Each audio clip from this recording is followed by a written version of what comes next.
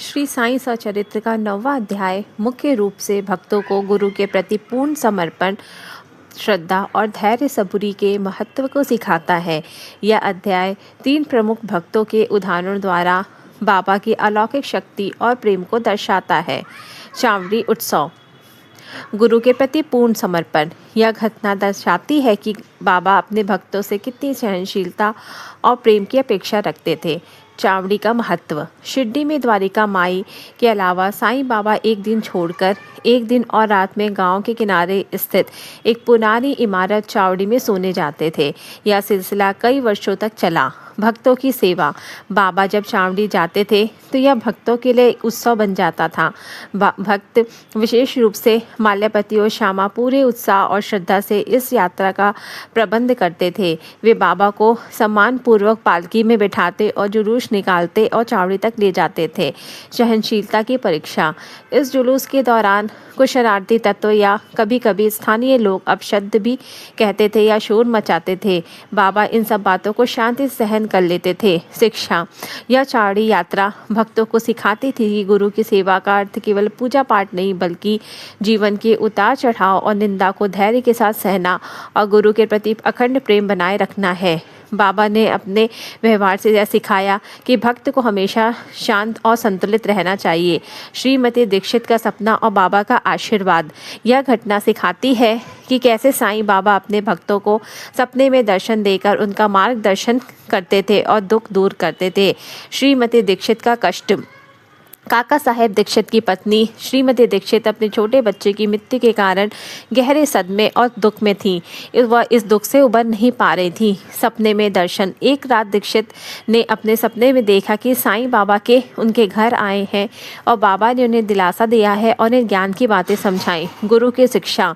सपने में बाबा ने उन्हें समझाया कि यह दुनिया नश्वर है, आत्मा अमर है और शरीर केवल एक वस्त्र है। उन्होंने कहा, व्यक्ति को मृत्यु और जीवन के चक्र में अत्यधिक मोह नहीं रखना चाहिए। दुख की समाप्ति। जब श्रीमती दीक्षित जागी तो उनका मन शांत हो चुका था। उन्हें बाबा के उपदेश से यह बोध हो गया कि उनका बच्चा केवल शरीर से दूर गया है लेकिन आत्मा के रूप में वह हमेशा ईश्वर के पास है और उनका दुख खत्म हो गया। उन्होंने जीवन को एक नई और आध्यात्मिक दृष्टि से देखना शुरू कर दिया। शिक्षा। यह घटना सिद्ध करती है कि बाबा अपने भक्तों के दुख को दूर करने के लिए किसी भी माध्यम, चाहे वह सपना हो या प्रत्यक्ष दर्शन, उपयोग कर सकते हैं। बूटी और सांप की लीला। श्रद्धा का फल। यह कहानी विश्वास और श्रद्धा की शक्ति का एक अद्भुत उदाहरण है। बूटी का संकल्प। बूटी माधवराम शिरडी में एक भव्य मंदिर माधवराम बूटीवाड़ा का निर्माण करवा रहे थे। एक बार उनके मन में विचार आया कि मंदिर के अंदर साईं बाबा की संगमरमर की मूर्ति स्थापित की जानी चाहिए। यह संकल्प उनके मन में बड़ा दृढ़ हो गया। बाबा का रहस्य संकेत। जब रात को सो रहे थे तो उन्हें एक सपने में एक घटना दिखाई दी। सांप की लीला। अगले दिन जब मंदिर निर्माण का काम चल रहा था तो मजदूरों ने नींव के पास एक सांप को आते हुए देखा। सांप सीधा उस जगह की ओर जा रहा था जहां बूटी की ने मूर्ति स्थापित करने का संकल्प किया था। सांप कुछ देर तक वहीं रहा फिर गायब हो गया। बाबा की पुष्टि। यह घटना बाबा को बताई गई तो बाबा ने रहस्यमय तरीके से मुस्कुराते हुए कहा, हाँ, उसे वहीं रहना चाहिए। अर्थ। भक्तों ने इस घटना को बाबा का संकेत माना कि बूटी का संकल्प सही है। बाबा ने स्वयं सांप के रूप में उस स्थान को पवित्र कर दिया है। इस घटना के बाद बूटी ने वहां बाबा की भव्य मूर्ति स्थापित करने का शुरू किया। शिक्षा। गुरु अपने भक्तों के शुभ संकल्पों को छिपे हुए संकेतों के माध्यम से स्वीकार कर लेते हैं। अध्याय का सार।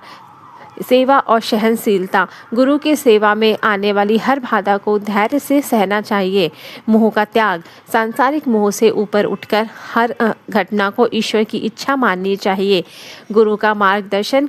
गुरु की हर समय हर स्थिति में यह तक कि सपने में भी अपने भक्तों का मार्गदर्शन करते हैं और उनके संकल्पों को पूरा करते हैं। श्री सद्गुरु साईनाथ परमस्तु शुभ भवन्तु। श्री ओम साई राम।